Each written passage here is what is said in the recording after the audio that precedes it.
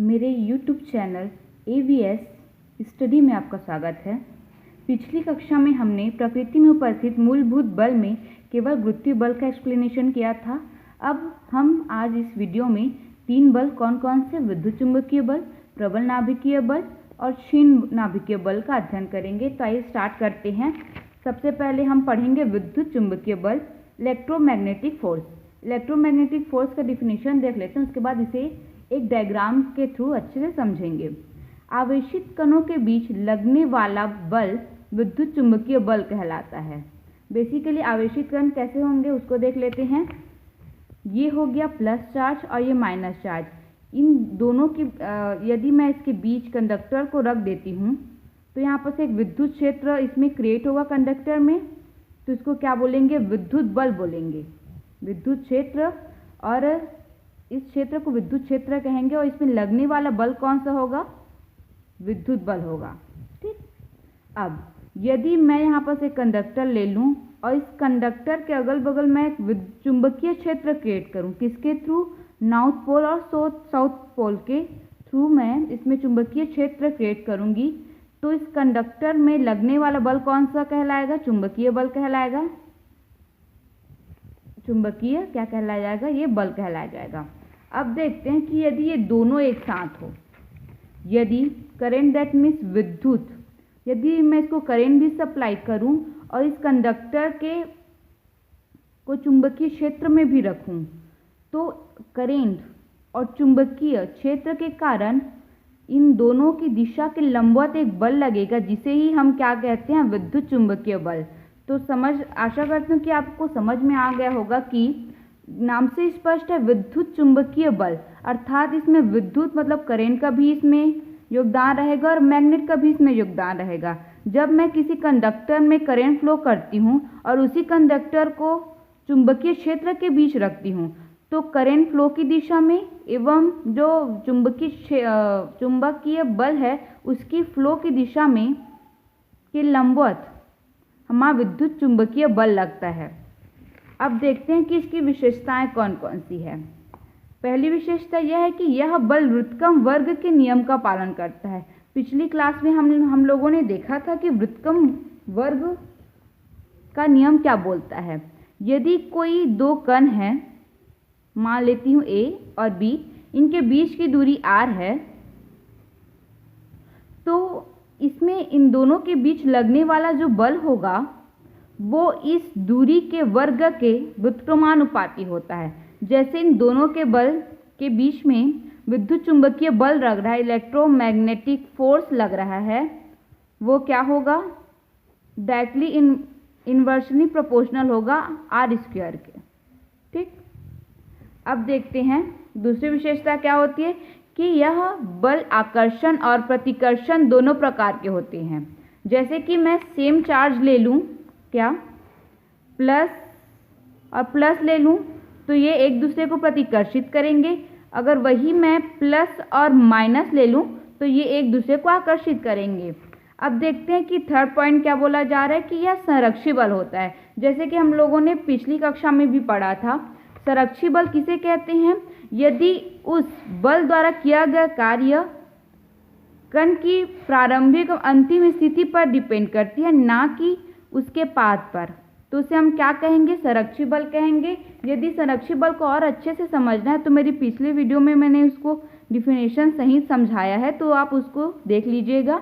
उसके बाद यह केंद्रीय बल भी होता है। तो आइए यहाँ पर केंद्रीय बल को समझ लेते कि क्या बोला जा रहा है।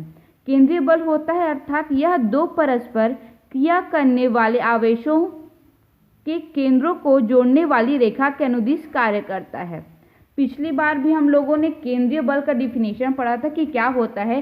केंद्रीय बल वह होता है जिस बल द्वारा किया गया कार्य की क्रिया जो रेखा होती है वो सदैव एक स्थिर बिंदु से होकर जाती है तथा जिसका परिणाम केवल उस बिंदु के कण की दूरी पर ही निर्भर करता है। जैसे कि पिछले क्लास में मैंने डायग्राम से समझाया था, तो उसे और अच्छे समझने के लिए आप पिछली क्लास की वीडियो देख लेना।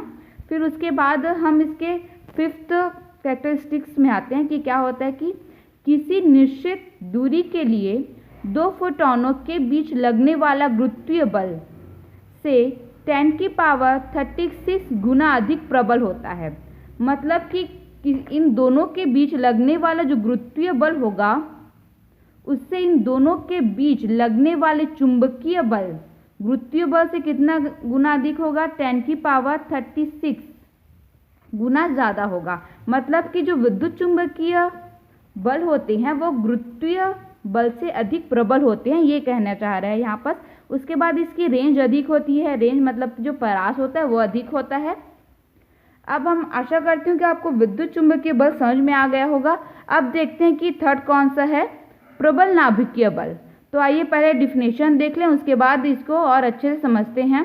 क्या बोला जा रहा है कि प्रबल नाभिकीय बल वह बल है जो न्यूक्लियनों मतलब क्या कहलाता है? जो नाभिक के अंदर जो न्यूट्रॉन होते हैं, प्रोटॉन होते हैं, उन्हें एक सम्मिलित रूप में हम न्यूक्लियन कहते हैं। तो क्या बोला जा रहा है कि प्रबल नाभिकीय बल वह बल है जो न्यूक्लियनों को नाभिक में बनाए रखता है। मतलब कि जो प्रोटॉन और जो न्यूट्रॉन, ये हमारा क्या हो गया? ये हमारा नाभिक हो गया, ये हमारा नाभिक का आउटर मोस्ट एरिया हो गया। यहाँ पर रहते हैं इलेक्ट्रॉन, यहाँ पर रहते हैं प्रोटॉन और न्यूट्रॉन। तो प्रोटॉन और न्यूट्रॉन के बीच जो बल लगता है वो प्रबल नाभिकीय बल कहलाता है। आशा करती हूँ कि आपको इसकी डिफिनेशन समझ में आ गई होगी। अब देखते हैं कि इसकी विशेषताएं कौन कौन सी है।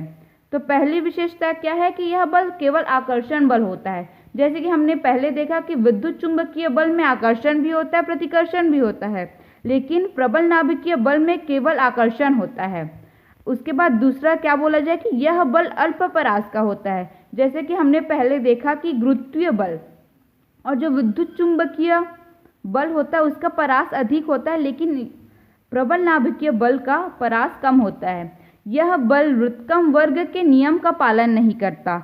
जैसे कि हम लोगों ने पिछली क्लास में पढ़ा था कि व्युत्क्रम वर्ग का नियम क्या होता है। तो ये जो व्युत्क्रम वर्ग का जो नियम है उसको ये फॉलो नहीं करता है। फिर यह केंद्रीय बल नहीं है, अर्थात जो इस बल द्वारा किए गए कार्य की जो क्रिया रेखा होगी वो एक स्थिर बिंदु की ओर नहीं होगी, ये बोला जा रहा है।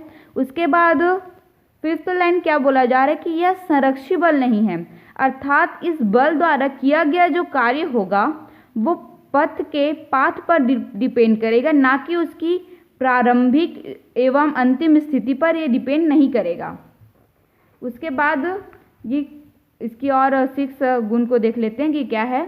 यह बल विद्युत चुंबकीय बल से 100 गुना तथा गुरुत्वीय बल से 10⁻38 गुना प्रबल होता है। अर्थात जो प्रबल नाभिकीय बल है इसका परास तो कम होता है, लेकिन इसकी प्रबलता अधिक होती है विद्युत चुंबकीय बल से 100 गुना तथा गुरुत्वीय बल से 10⁻38 गुना। उसी प्रकार हमने पहले क्या पढ़ा था कि प्रबल गुरुत्वीय जो होता है गुरुत्वीय बल वो दुर्बल होता है किससे?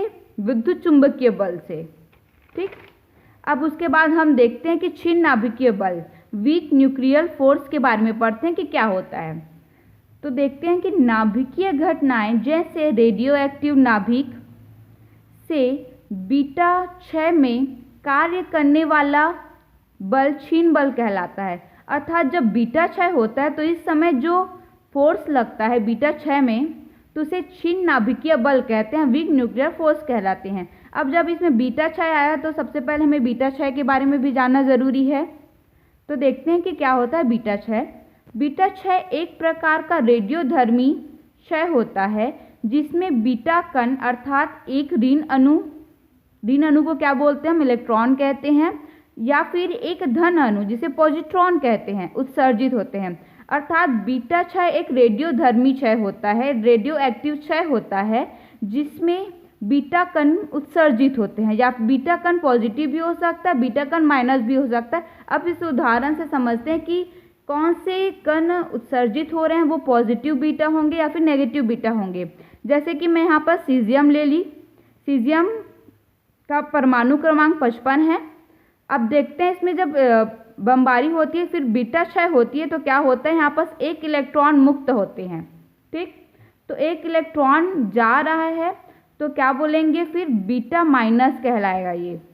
ठीक, इसको बीटा माइनस कहेंगे। फिर जब दूसरा एग्जाम्पल देख लेते हैं। जब ये सोडियम है जिसका परमाणु क्रमांक 11 है, इसके बीटा क्षय होने से ये एक पॉजिट्रॉन त्यागता है। जैसे सीजियम ने क्या त्यागा, इलेक्ट्रॉन त्यागा, उसी प्रकार सोडियम ने जब बीटा क्षय हुआ तो इसने पॉजिट्रॉन त्यागा, तो इसे क्या बोलेंगे, बीटा प्लस क्षय बोलेंगे।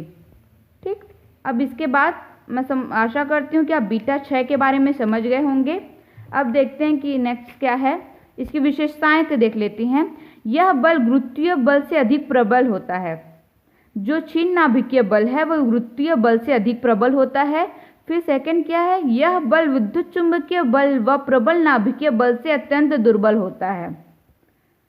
मतलब कि जो ये क्षीण बल है, वीक न्यूक्लियर फोर्स है, वो इलेक्ट्रिक मैग्नेटिक फोर्स से एवं स्ट्रॉन्ग न्यूक्लियर फोर्स से अत्यंत दुर्बल होता है, बहुत ज़्यादा ही वीक होता है। ये केवल गुरुत्वीय बल से ही अधिक प्रबल होता है। उसके बाद इसका जो रेंज होता है वो बहुत कम होता है। तो हम लोगों ने चार प्रकृति के मूलभूत बल पढ़ लिए, जिसमें से सबसे ज़्यादा वीक कौन सा है, गुरुत्वीय बल है। फिर उसके बाद क्षीण नाभिकीय बल है, और सबसे कम परास इन दोनों का है, प्रबल नाभिकीय बल का एवं क्षीण नाभिकीय बल का सबसे कम परास है इन दोनों की कंपैरिजन में। आशा करती हूँ कि ये वीडियो आपको समझ में आया होगा। अगर कुछ आपको डाउट आया होगा तो आप कमेंट से आप मुझे बता सकते हैं। Thank you.